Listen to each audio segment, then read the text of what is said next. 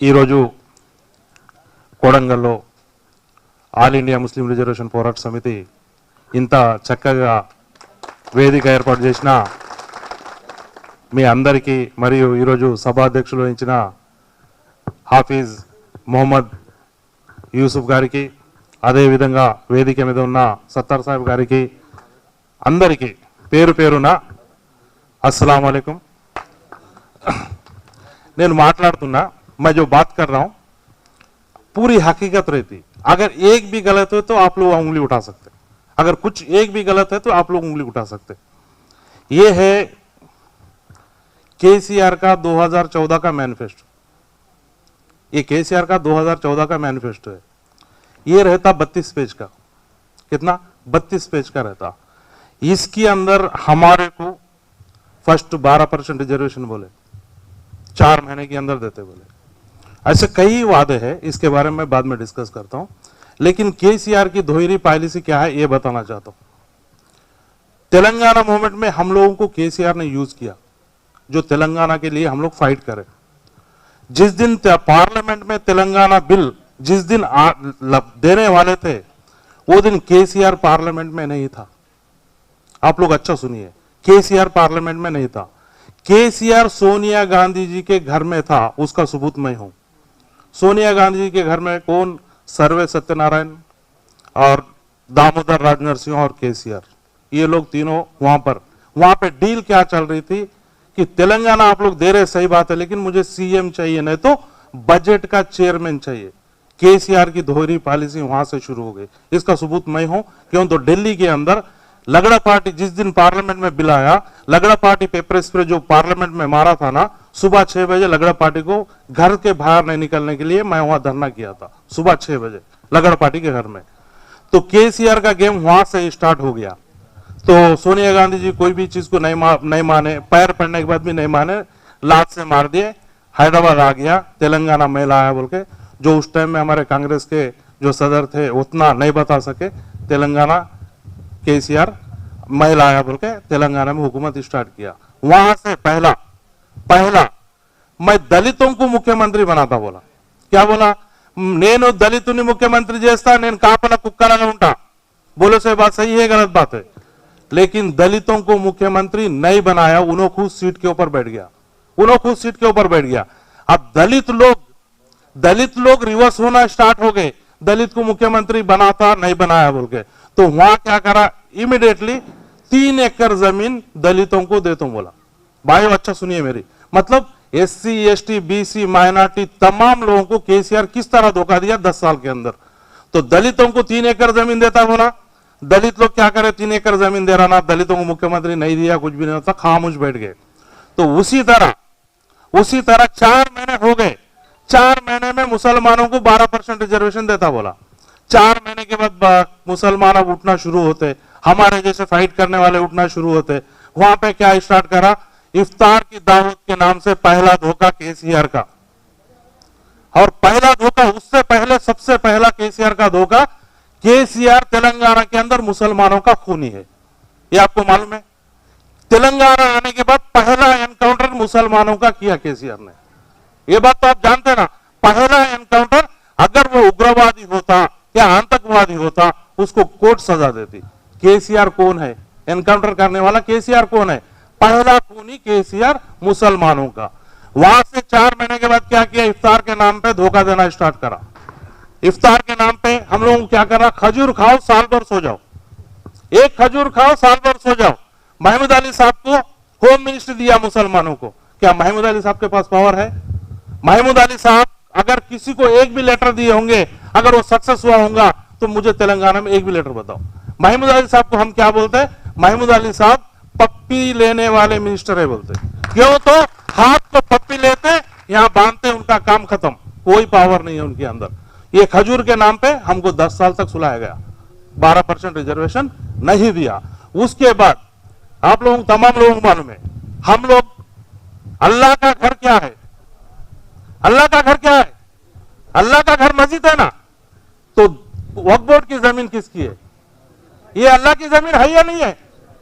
तो केसीआर तेलंगाना के अंदर पहले असेंबली में क्या बोला था कि अब आंध्रा वाले की हुकूमत चली गई, मेरी हुकूमत है।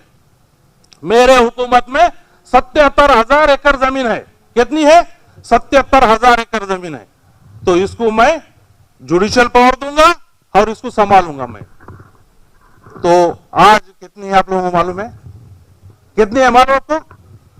8 महीने पहले सीबीसीआईडी इंक्वायरी हुआ तो 57,000 एकड़ जमीन गायब हो गई।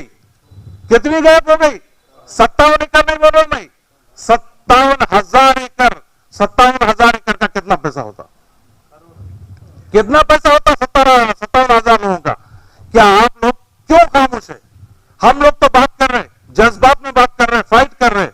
तो मुसलमान जैसा अल्लाह का घर मस्जिद के ऊपर आंच आती तो हम हजारों के तादाद में चले जाते। और 57,000 एकड़ जमीन हम लोगों को कब्रिस्तान के लिए जमीन नहीं। हम लोगों को कब्रिस्तान के लिए जमीन नहीं है। जिंदा है जब भी मिल रही नहीं, मरने के बाद भी ये महले से वो महले में, वो महले वो महले से वो महले में घूमना पड़ रहा है। 57,000 एकड़ जमीन केसीआर कब्जा कर लिया। 1 एकड़ 2 एकड़ नहीं बोल रहा हूं, जिसकी लाखों करोड़ों की जायदाद मुसलमानों की खत्म करा। तो ये हकीकत बात बता रहा हूं मैं, सीबीसीआईडी की इंक्वायरी की बात बता रहा हूं। अगर ये गलत है तो आप पूछ सकते हैं मुझे। तो क्या टीआरएस को वोट डालना चाहिए हमको? क्या करा? 57,000 एकड़ जमीन गायब कर दिया। 57,000 के साथ 7 मस्जिदों को शहीद किया। हम एक बाबरी मस्जिद शहीद हो गई बोल के हजारों लाखों में बाहर निकले। 7 मस्जिदों को शहीद किया, किसी को नहीं मालूम। असेंबली की मस्जिद के अंदर पुराने हजारों साल पुराने कुरान शरीफों को बोल्डर से एक कर दिया। जैसा योगी दिल्ली के यूपी के अंदर बुलडोजर लगा था, केसीआर पहला बुलडोजर हमारे मस्जिदों पे लगाया। केसीआर की और एक बात बताता हूं मैं आपको।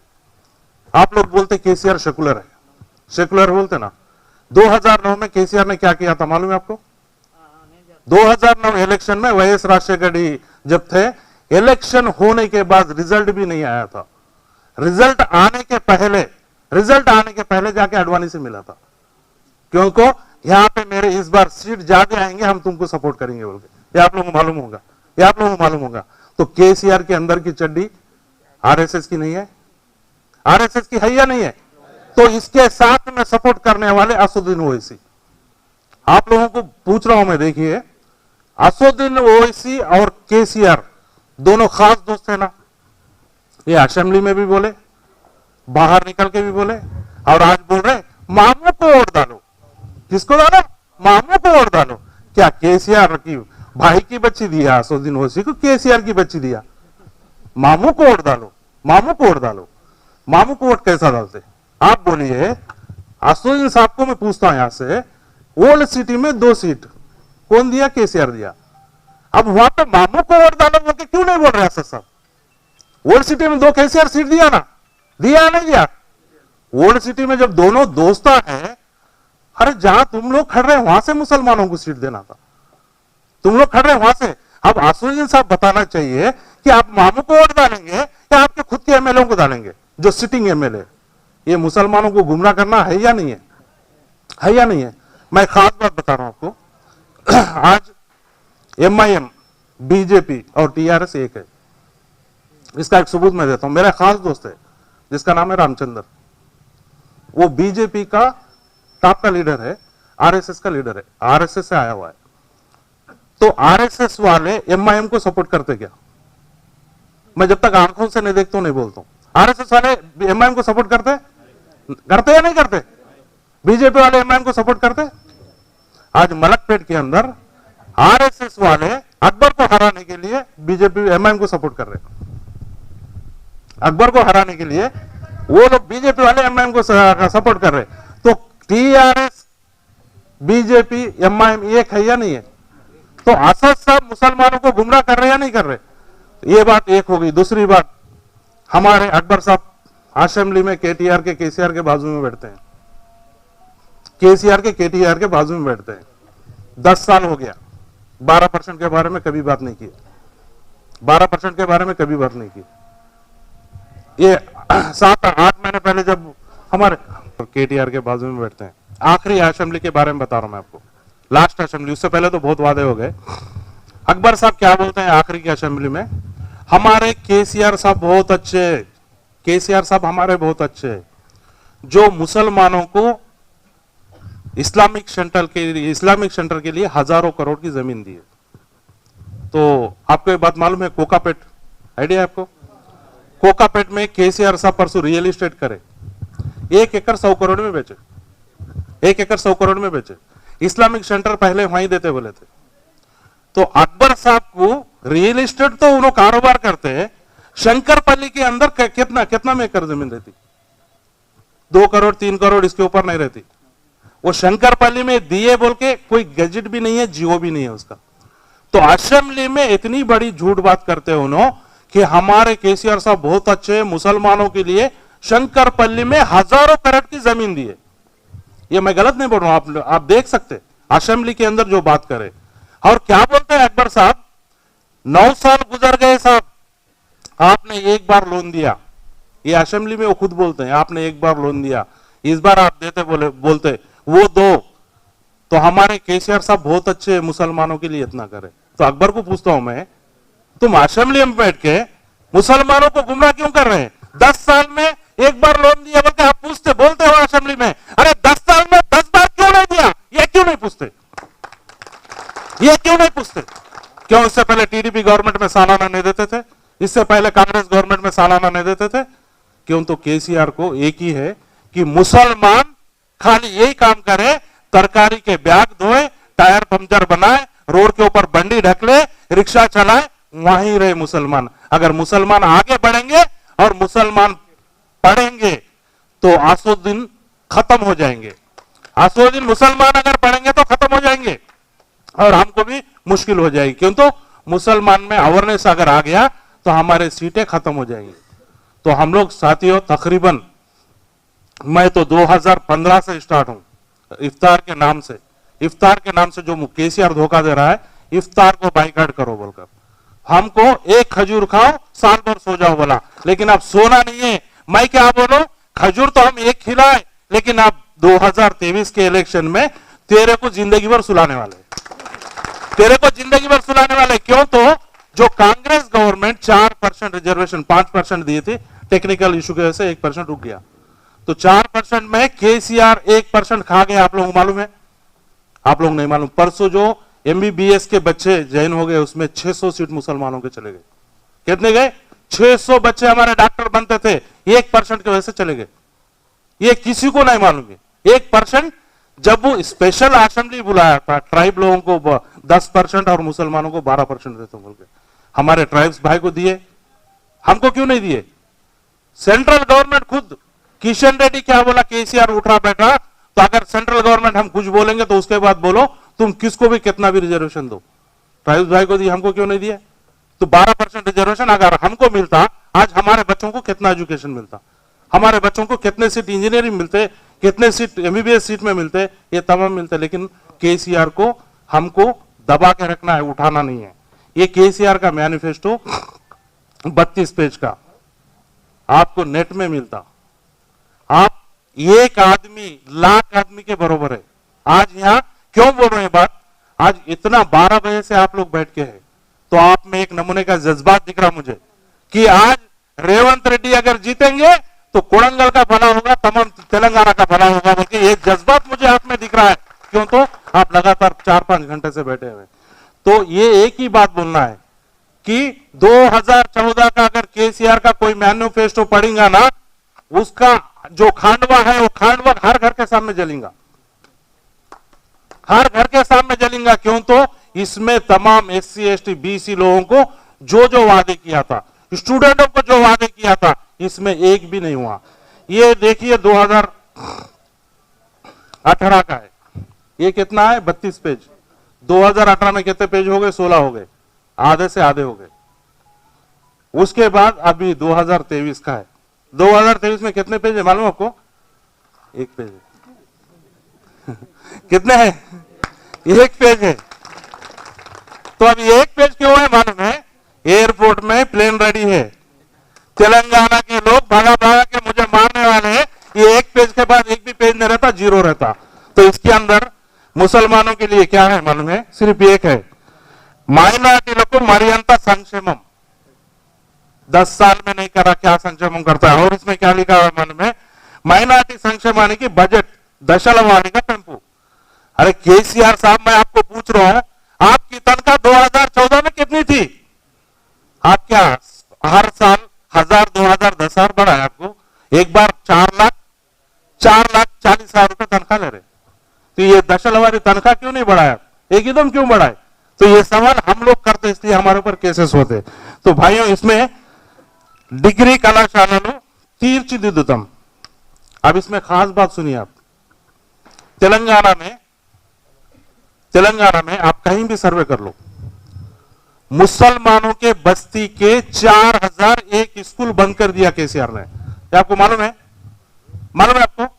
खास तौर पे 80% मुसलमानों के बस्ती के स्कूल्स गवर्नमेंट बंद कर दिया। ये रिकॉर्ड है, आप ऑनलाइन भी चेक कर ले सकते। ये खास तौर पे फिर क्या बोलता, मैं गुरुकुलाल बनाया। भाई, हमारे बच्चों को हम गुरुकुल तक नहीं भेज सकते। हमारे कुछ बच्चों को खास तौर पे स्कूल के बाजू में रहने वाले को पढ़ाते, हम प्राइवेट स्कूल में नहीं डाल सकते। ना प्राइवेट स्कूल में हमको फीस भरने के लिए ताकत है, ना ऑटो में भेजने की उनकी ताकत है। तो पहले टारगेट किसको करा? बस्तियों के स्कूल को 4001 स्कूल बंद कर दिया। उधर एजुकेशन से दूर कर दिया, पॉलिटिकली दूर कर दिया, हर तरह से केसीआर मुसलमानों को दूर कर दिया। और मुसलमानों के जमीनों से लाखों करोड़ों से आज इलेक्शन लड़ने के लिए तैयार है। और एयरपोर्ट में जो फ्लाइट खरीद के रखा हुआ है ना, वो मुसलमानों के पैसों का है। आप ये सोचिए, आज एक आदमी 1 लाख के बराबर होकर उसको भगाना है या नहीं है? भगाना है या नहीं है? क्यों भगाना है? तो सबसे बड़ा दुश्मन केसीआर मुसलमानों का, उसके बाद बाकी सब लोगों का है। क्यों? तो हमारे जमीनों से, हमारे प्रॉपर्टियों से आज इलेक्शन लड़ रहा, हजारों करोड़ों की प्रॉपर्टी नजदीक रख लिया, असद बाबा को अकेले को साथ रख लिया। लेकिन असद बाबा भी इस बार डर रहे हैं। क्यों डर रहे हैं मालूम है? इस बार उनके सीट भी जा रहे हैं। तकरीबन हम 2 साल से ओल्ड सिटी में ग्राउंड वर्क कर रहे हैं। असद बाबा डर में है, तो मेरी सीट भी जा रहे हैं। तो खास तौर पे आप देखिए, जुबली हिल्स में अजरुद्दीन साहब खड़े हो गए ना, वहां से इनका आदमी खड़े करा। क्यों? तो 35,000 वोट है, कुछ ना कुछ मेरे को आता, टीआरएस को मैं जिताता हूं। तो अब केसीआर को ये होना चाहिए कि मुसलमान असेंबली में नहीं जाए, मुसलमान असेंबली में नहीं जाए बोलकर शबीर अली साहब के ऊपर काम पे कामारेड्डी से ठहरा। क्यों? उसको दूसरी जगह नहीं मिल रही थी कि एक मुसलमान असेंबली में नहीं जाए, वहां से ठहरा मुसलमानों को हराने के लिए। लेकिन रेवंत अन्ना जबरदस्त, तू क्या माइक खड़े रह के हमारे शबीर अली साहब को निजामाबाद से देता, उनको जिता तो बोल के बोले। आज देखना है केसीआर तो कैसा भी हार रहा, लेकिन वहां से कम अगर आपके पास टाइम है, नौजवान बच्चे यहां बहुत है, अगर आपके पास टाइम है तो एक रेवंत रेड्डी की फोर्स बनो। एक आदमी अगर एक गांव में रोज घूमेगा तो कम से कम 10 से 20 वोट वो लोग कंपलसरी ले सकता। फोर्स बनो, जाके गांव में काम करो, गांव में काम करो। पैसा मेन नहीं है, हमारे कौम को बचाना है। हमारे कौम को बचाना है तो कांग्रेस को लाना है, हमारे कौम को बचाना है, कांग्रेस को लाना है। क्यों? तो रेवंत रेड्डी एक सेकुलर आदमी है, रेवंत रेड्डी एक सेकुलर आदमी है। और रेवंत रेड्डी के फैमिली के बारे में मुझे कुछ थोड़ा बहुत मालूम है। हाँ, हमारे यूसुफ साहब को तो बहुत मालूम है। रेवंत रेड्डी के घर में सूर्य बकरा भी पढ़ा जाता है, आप लोगों को मालूम है? आप लोगों को मालूम है? उनके ऑफिस में भी पढ़ा जाता है, आप लोगों को मालूम है? तो मुसलमानों से कितना करीबी है, दोस्त है। उनको आज बोलते हैं आरएसएस वाले, टीडीपी वाले। मैं केटीआर को पूछ रहा हूं, अगर रेवंत रेड्डी टीडीपी वाले हैं तो हम तेलंगाना की फाइट करके हम लोगों को, हम जेल में जाके हमारे ऊपर इतने केसेस डाला तो उस टाइम में हम लोगों को तेलंगाना आते बाजू कर दिया, टीडीपी वालों को बाहर ले लिया। आप जितने भी मिनिस्टर है साथ में टीडीपी वाले हैं। रेवंत रेड्डी साहब के पास टीडीपी वाले हैं बोलता, वो खुद के नीचे अंधेरा रख के दूसरों के ऊपर उंगली उठाता। तो आप लोगों को सिर्फ ये मैनिफेस्टो लेना है। और हमारा एक बुक है 10 साल 10 सवाल, ये 10 साल का जवाब पूछ रहे हैं हम केसीआर को। 10 साल 10 सवाल सिर्फ मुसलमानों को जवाब देना। जिस दिन हम ये बुक रिलीज करें, प्रेस मीट लगाए, जिस दिन लगा के प्रेस मीट लगाए, 24 घंटे के अंदर माइनॉरिटी बंधु जो दिया ना, ये बुक की वजह है। 24 घंटे के अंदर दिया और 24 घंटे के अंदर हम दूसरे दिन फिर प्रेस मीट लगाए। 1 लाख क्या मुसलमानों को भीख दे रहा क्या बोल के, वो 1 लाख भी झांके वहीं से। तो मुसलमानों को इतना गुमराह कर रहे हैं, प्रॉपर्टी हमारी खरीद लिए। एक इतना सोचो भाइयों मेरे, जमीन अल्लाह की जमीन है, छोड़ना नहीं है हमको। अभी रेवंत रेड्डी जी का जो डिक्लेरेशन है, माइनॉरिटी डिक्लेरेशन, वक्फ बोर्ड की जमीन रिकवरी करते बोले, हमको उनके घर में जाने का हक है। केसीआर के घर में नहीं जा सकते। केसीआर 10 साल के अंदर किसी से मिला है क्या, आप ये बताइए। जो तेलंगाना के लिए फाइट करे वो उनसे मिला है क्या, ये बताइए। नहीं, लेकिन परसों 1 महीने से हम लोगों को फोना कर रहा है, आओ मिलो बोल के। यहां तक कि हमारे सत्तार साहब है बाजू में बैठ के, इनको एक रिटायर्ड डीजीपी फोन कर रहा है, आपको क्या चाहिए, आपको क्या चाहिए, हम देते, आप आओ।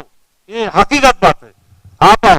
सत्तार साहब बोले हमको कुछ नहीं चाहिए, हमारे कौम की भलाई चाहिए, हम पैसे को आस करने वाले नहीं है, कौम की भलाई चाहिए। नहीं आता ही नहीं, ओल्ड सिटी है तो क्या होता, ओल्ड सिटी नहीं। अब क्या करना है बोले तो एक ही बात करना है हमको, केटीआर केसीआर हरीश राव हर जगह जा रहे ना।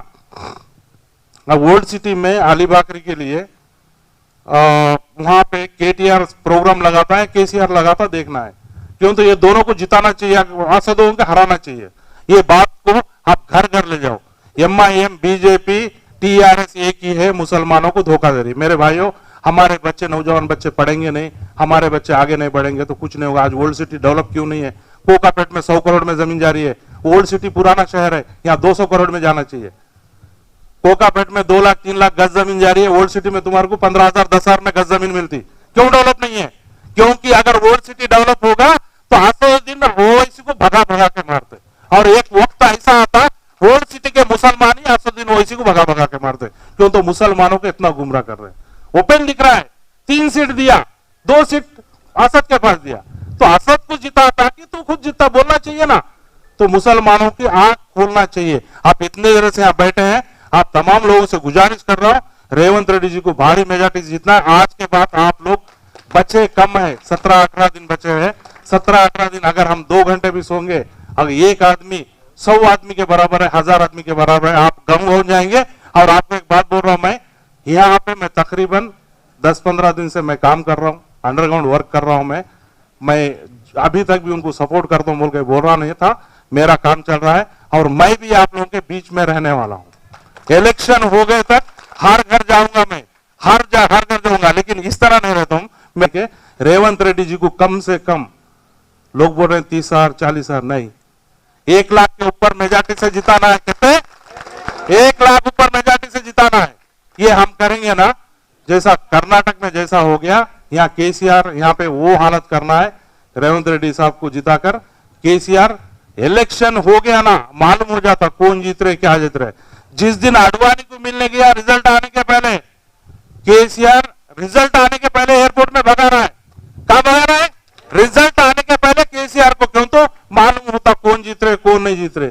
तो केसीआर जैसा एयरपोर्ट में भागेंगे ना, असदुद्दीन और ओवैसी, दोनों भाई भी, उन्हों कहां भागते मुझे तो पता नहीं। क्यों? तो पुरानी देवड़ियां बहुत है ओल्ड सिटी में, कोई पुरानी देवड़िया में रखते क्या है कि, और यहाँ सब रखते आप लोग ना, नहीं क्या है कि पुराने देवड़े एक आधे होंगे, देख के रखो, छुपने के लिए जगह होना।